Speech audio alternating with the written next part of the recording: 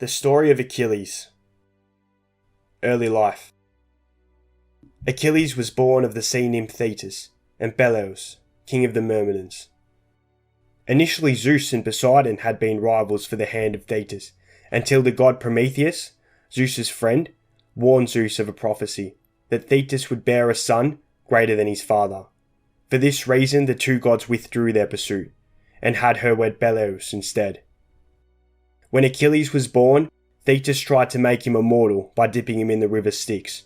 In Greek mythology, this river forms the boundary between Earth and the underworld. Achilles was dipped in the river, however was left vulnerable at the part of the body by which she held him, his left heel. Thetis also foretold that her son's fate was either to gain glory and die young, or to live a long but uneventful life. Achilles will eventually choose the former and become the hero of the Trojan War. According to Homer, Achilles grew up in Phthia, together with his companion and best friend Patroclus. The Trojan War. The war began after the abduction of Queen Helen of Sparta by the Trojan prince Paris. Herodotus, the first ever historian, said that Paris believed there would be no repercussions to his actions, due to a number of earlier abductions of which there were no repercussions. Menelaus, Helen's husband and the king of Sparta, convinced his brother Agamemnon, the king of Mycenae, to lead an expedition to invade Troy and receive Helen. Many other Greek city-states followed alongside Menelaus and Agamemnon, including the city-state of the Myrmidons, led by Achilles. The story of Telephus. When the Greeks left for the Trojan War, they accidentally stopped in Mysia, ruled by King Telephus.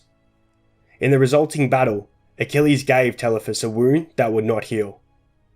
The king consulted an oracle about the wound, who stated that, quote, "He that wounded shall heal." Guided by the oracle, he went to Achilles, who healed him in order that he might become their guide for the voyage to Troy. Achilles eventually arrived at Troy with 50 ships, each carrying 50 Myrmidons. The quarrel of Agamemnon and Achilles. Whilst at Troy, a quarrel erupts between Agamemnon and Achilles over a woman named Briseis. Both Agamemnon and Achilles are awarded women as a trophy of war, but when Agamemnon is forced to release his woman, he decides that he is entitled to Achilles' woman, Briseis. Achilles, so offended and distraught by Agamemnon's decision, decides that he will no longer fight for Agamemnon against Troy. Due to no longer having Achilles and the Myrmidons' assistance, the Trojans, led by Hector, Paris' brother, subsequently push the Greek army back towards the beaches and assault the Greek ships. And with the Greek forces on the verge of absolute destruction, Patroclus, which if you remember is Achilles' longtime friend who he grew up with in Phthia, leads the Myrmidons into battle, wearing Achilles' armour, whilst Achilles remains at his camp, still refusing to fight. Patroclus succeeds in pushing the Trojans back to the beaches, but is eventually killed by Hector before he can lead a proper assault on the city of Troy. After receiving the news of his friend's death, Achilles is grieved heavily, and his mother Thetis comes to comfort him. Thetis persuades the god Hephaestus to make new armour for him in place of the armour that Patroclus had been wearing, which Hector had since taken. And the new armour includes the shield of Achilles. His grief turning to rage, Achilles ends his refusal to fight and takes the field against the Trojans, killing many men in his rage, but always with the goal of seeking out Hector, Patroclus' killer. Achilles even engages in battle with the river god Scamander, who had become angry that Achilles is choking his waters with all the men he had killed.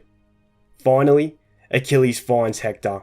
Achilles then chases him around the walls of Troy 3 times before the goddess Athena, who favoured Achilles, made herself in the form of Hector's favourite brother, and persuades Hector to stop running and fight Achilles face to face.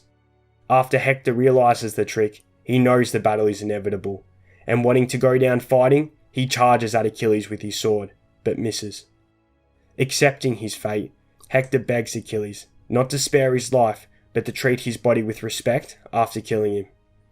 Achilles tells Hector, however, that it is hopeless to expect that of him, declaring, quote, "My rage, my fury, would drive me now to hack your flesh away and eat you raw. Such agonies you have caused me." Achilles then kills Hector and drags his corpse by its heels behind his chariot. Priam, Hector and Paris' father, and the king of Troy, goes to Achilles' tent to plead with him for the return of Hector's body so that he can be buried. Achilles relents and promises a truce for the funeral. The death of Achilles. The death of Achilles is a complex one, with many different versions. In the Iliad, and as predicted by Hector with his dying breath, the hero's death was brought about by an arrow to the heel shot by Paris. In some versions, the god Apollo guided the arrow as he favoured the Trojans. Sources.